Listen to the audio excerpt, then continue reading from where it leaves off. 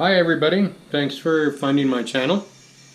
My name is Jim and I'm introducing my Kato N-scale DCC layout. I'm calling it the Morningwood Railroad due to a lumber company that it's going to have on it, called the Morningwood Lumber Company, obviously. So without further ado, let me just tell you before we get into the railroad, this is my fourth layout I've built. This is my first Kato layout. This is my second DCC layout. I've done 3 N-scales and 1 HO. So let's take a look at what I've come up with for this. It's taken me a few years. I've changed the track plan a couple of times. Let's start over here on this side. As you can see, it's the entire spare bedroom.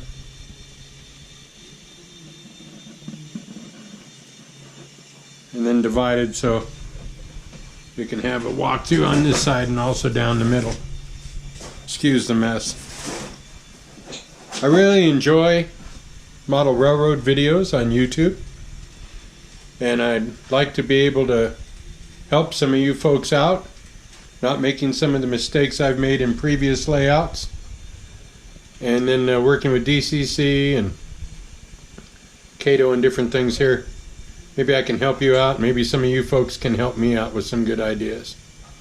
So up here is going to be the lumber company. Has a water wheel mill that's already built. It's in my display case. And then down here we're going to do a little lake. Now these dividers are just here as my idea because I'd like to create the 2 scenes, maybe a little bit higher up here in the air.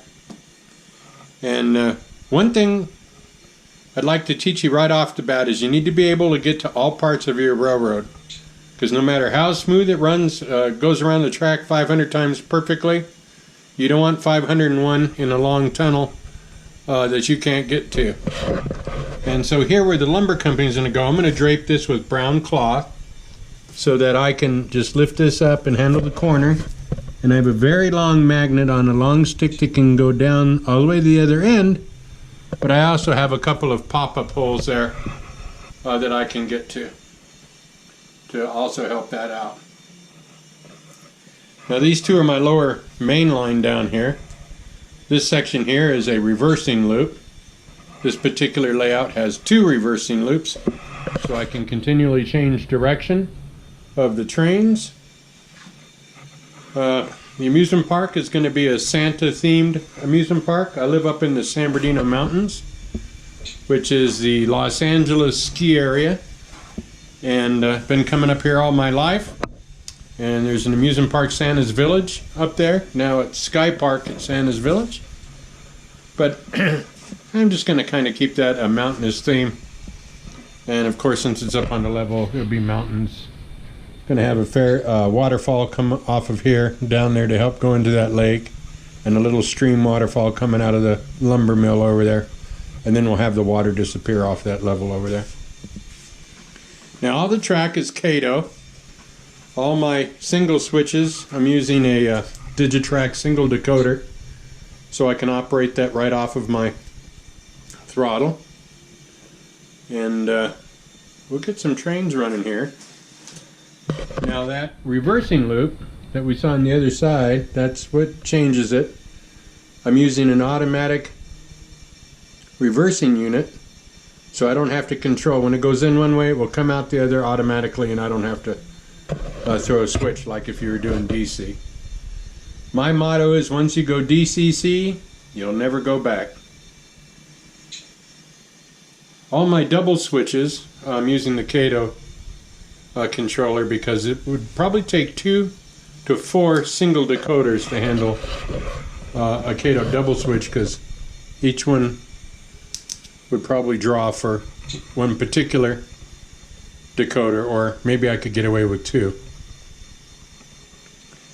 But you can see the yard.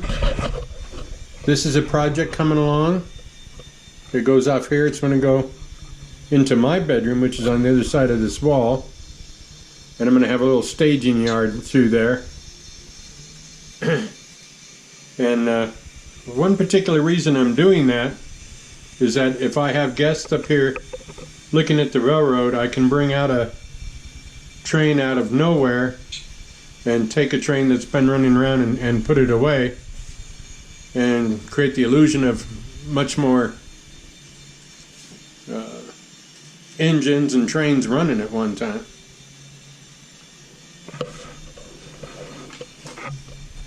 Well, this is one of my control decks right here. It's just a computer keyboard drawer. Of course, it's just plastic, so I can easily drill through for my lighting switches and things in that nature. The only thing that's down permanently right now is the roundhouse and the turntable. Everything else is able to be moved. I'm going to have a metropolitan area here. We're going to do a station somewhere in this area, maybe using these two tracks. But also, I said there are two reversing loops. If the train comes in here and comes down any three of these tracks, it will reverse and come back out onto the main line heading the opposite direction. I'll show you what I'm talking about in just a second. Let me shut down the DGNR.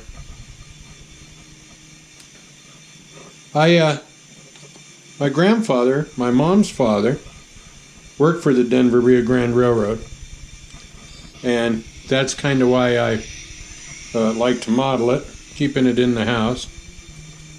And I like their units, and there's going to be a lot of mountains and stuff on this railroad.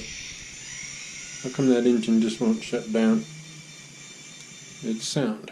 There we go. So I use a Digitrax controller, the DT4020. I guess it's radio equipped or whatever. I'm wireless, and it just goes right on back to my Digitrax controller down there.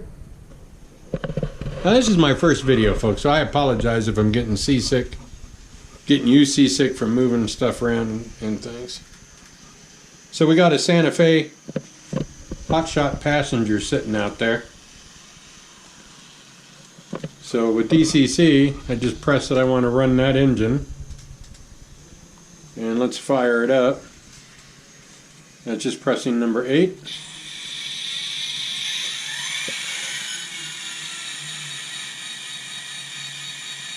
And it comes alive.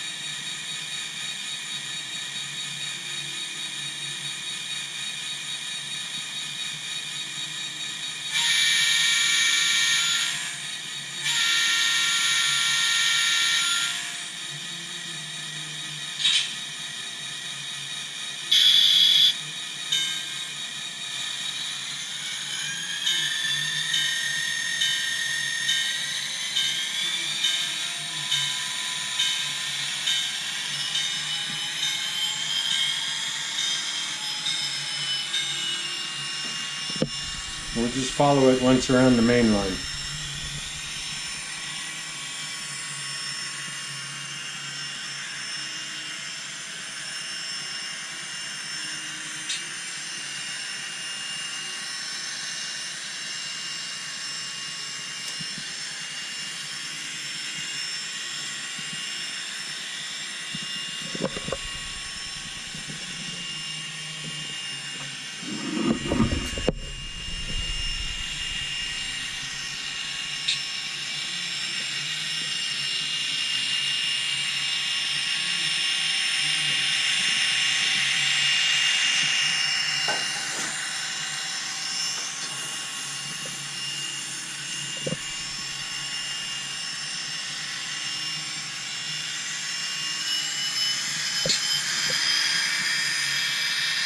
Here she's going to start her climb up to the second level.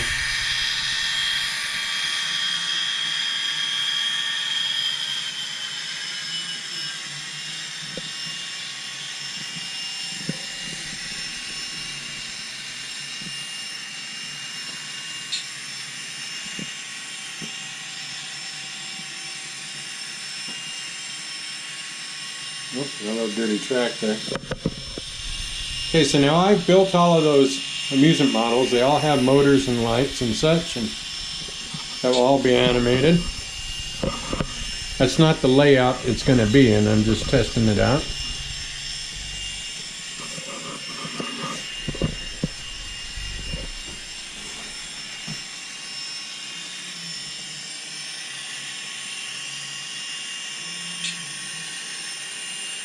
And now here on this mountain, going to have a Brawa cable car, a couple of chateaus, maybe a little snow on top, but we're going to keep it into a green fallish color.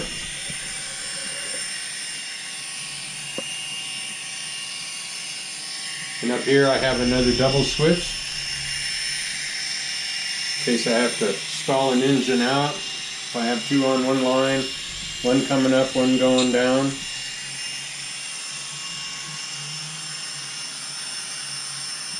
That downgrade back there, I'm going to have a brick wall tunnel type with maybe a city scape on top.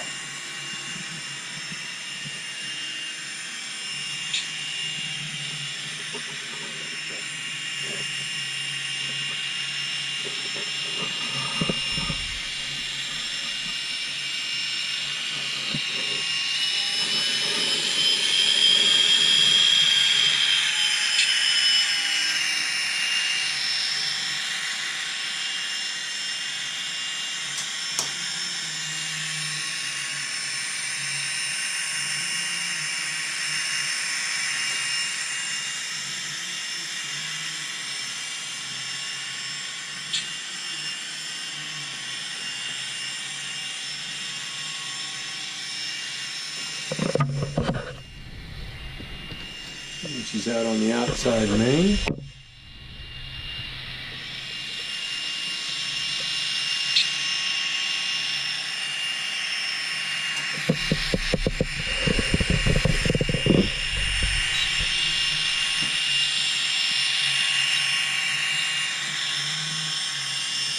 Another four-way.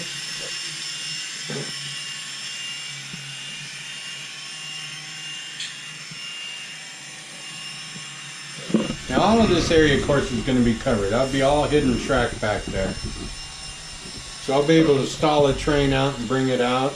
I could also switch tracks if I need to, there from the outside to the inside to go around one. Then I have a little lake or marsh area underneath the bridges there. And here's another four-way switch. Those four-way switches really give you a lot of operational flexibility, especially if you're trying to run 2 or 3 freights in a passenger train. When I'm having a run session, I will keep the passenger train running, and it always has the right-of-way, so I have to stall and move my freights around to accommodate the passenger service.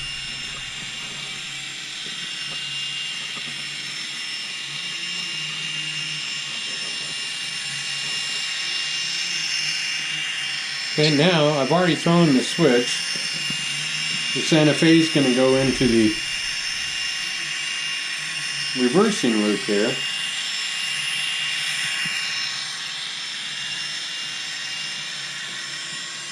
And remember the direction we were just traveling on the main lines. I don't know if you can see those black ties right after the switch there. That's going into the auto reversing area. See, it's on both sides of the loop right there. Now I'll go to switch 6 and I'll press my button and it will throw it. And I'm not going to change any polarity, any direction at all on the engine. And when it crosses these black ties right here, it will automatically switch flawlessly.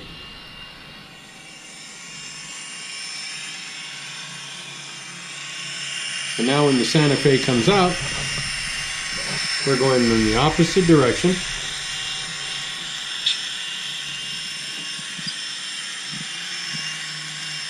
On the layout.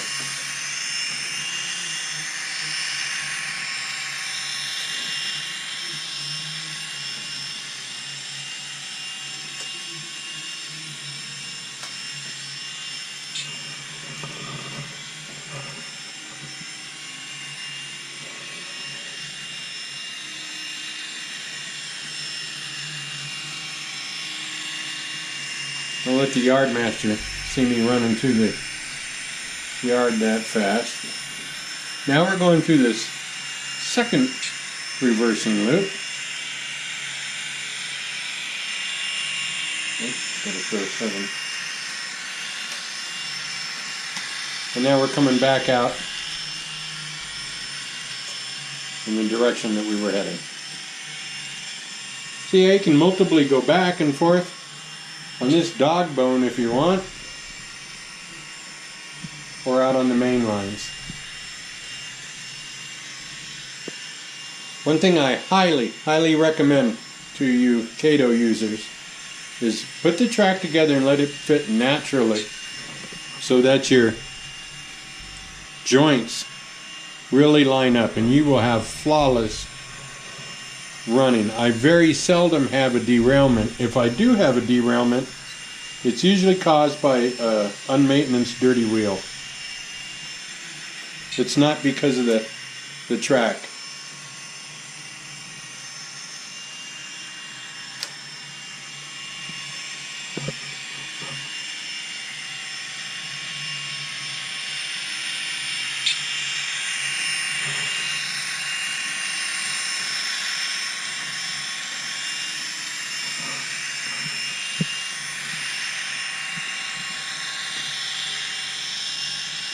With all my engines are Kato, or Fox Valley. That's a Kato trolley, which is also DCC, but it's running on DC with an automatic reversing unit, which has an optical eye in 2 locations. Very easy setup. That way it just runs. I don't have to operate it. If I want to, I easily can off of my Kato power pack here. But otherwise it's all automatic, and I like to sit back and watch my trains run more than doing a lot of switching and different things. I call myself a mainliner. I like to have my trains running, and yeah, I pull into a couple of places, but mainly I like to run out on the mains.